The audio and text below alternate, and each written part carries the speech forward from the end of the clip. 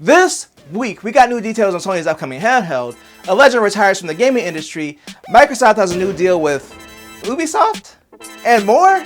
Well, let's just go ahead. Together, as a people, of course, and check it out!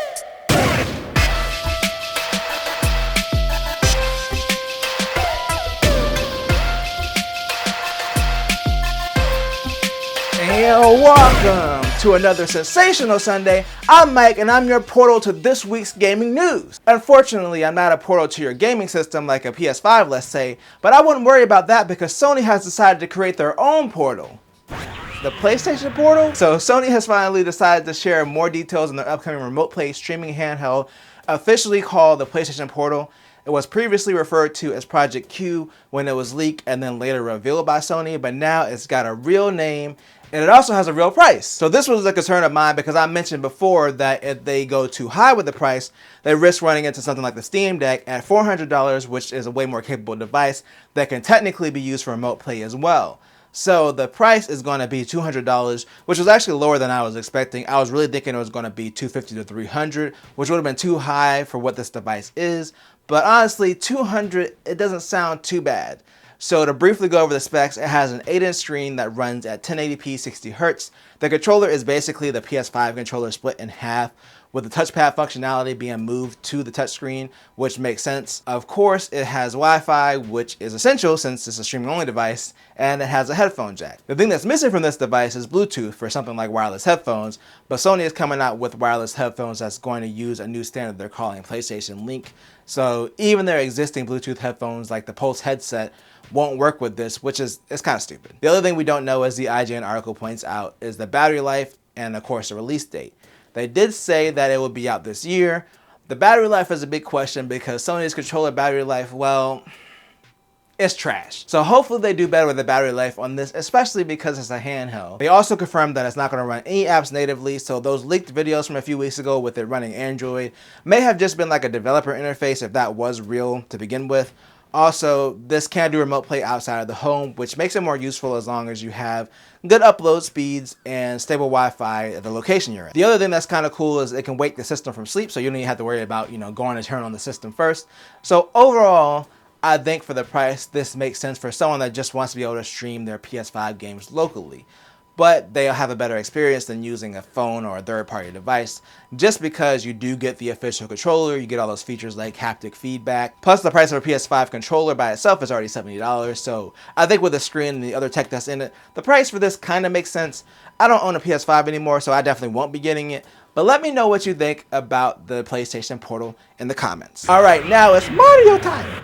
Ooh, that was bad. Or it's time for Mario's voice to change because Nintendo has announced that voice actor Charles Martinet, who has been the voice of Mario since the 90s, is stepping down and moving into an ambassador role for Nintendo. It's also been confirmed that he did not do the voice for the upcoming Mario game, Mario Wonder, which is coming out later this year. Now, personally, I didn't notice a difference when I watched the trailer for Mario Wonder a few months ago, so I'm guessing the person doing it is just doing a similar voice to what Charles Martinet was doing. But still, the Mario voice has been iconic in those games, even though it's usually just a few lines. But he also voices a bunch of other characters, including like Luigi and Wario. But yeah, he's definitely one of the more iconic voice actors in the gaming industry, and I hope he really enjoys his retirement. But you know what else has been temporarily retired? Microsoft Series S and X parity rule. So we talked about this a few weeks ago with the Xbox version of Baldur's Gate 3 being delayed due to the split screen not working on the Series S. So Microsoft's rule had pretty much been, like, aside from resolution and frame rate, the Series S and Series X versions of the games had to be the same as far as features. Well, in this case, Microsoft is allowing the rule to be broken on this game so it can release on the Xbox this year. Solarian has announced that Baldur's Gate 3 will be coming to Xbox this year, but without split screen on the Series S version. It doesn't have an exact release date like the PS5 and the Mac versions, which are coming out September 6th. So essentially what happened is the developers met with Microsoft at Gamescom and they agreed on the compromise. I talked about this before, and it's kind of weird to have a somewhat lesser version of a game on the Series S, considering that it's being sold as a current gen system. But I think in this case, I can see why Microsoft would compromise on it. It's a popular game and it would have been PS5 exclusive, and split screen multiplayer isn't going to be that big of a deal for a lot of people with this particular game. I think in this case it makes sense, but I really hope Microsoft doesn't compromise too much on the parity rule because it will really lessen the value of the Series S. But only time will tell if this is a one-off scenario or if we'll begin to see more compromises like this. Speaking of compromises, we got an update on the ongoing Microsoft Activision deal, and that's what we're talking about today in our final story. So last we left off, Microsoft basically got approval from all the regulators, including the FTC in the US, but they still had to handle the CMA in the UK, who blocked the deal due to concerns over the potential of the deal hurting cloud gaming by them exclusively having all of Activision games on their cloud streaming platform.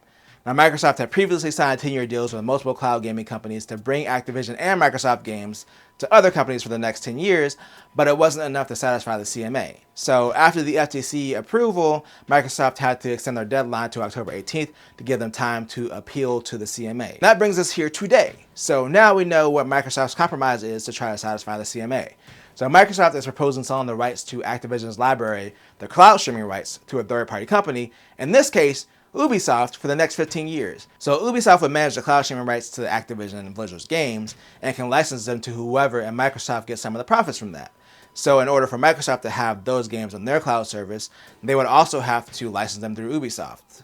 So the CMA stated that they will review the deal again and either approve it or keep it blocked. The EU has also stated that they're reviewing the deal again since the terms have changed, but I don't see them blocking it since they had already given approval before. But yeah, this makes a lot of sense as far as the compromises they're offering. It's going to be hard to argue from the CMA if they're not even managing the cloud streaming rights to Activision's games. But Microsoft has until October 18th now to close the deal, so if the CMA doesn't approve, then it may not happen, or maybe they just won't operate as a single company in the UK. But we've got about a month and a half until that deadline, so we'll see if this Uplay that Microsoft is doing, you see what I did there? Works out for them in the UK. And I'm working my way to the close of this video, but let me know what you think down below. Do you think that Microsoft will successfully acquire Activision Blizzard by the October 18th deadline? Again, let me know down below, and if you enjoyed this video, then make sure to tell a friend, tell a coworker, like, share, subscribe, and hit that bell notification to be notified when I drop a video or live stream. And always do at least 2 things at the same time. Peace.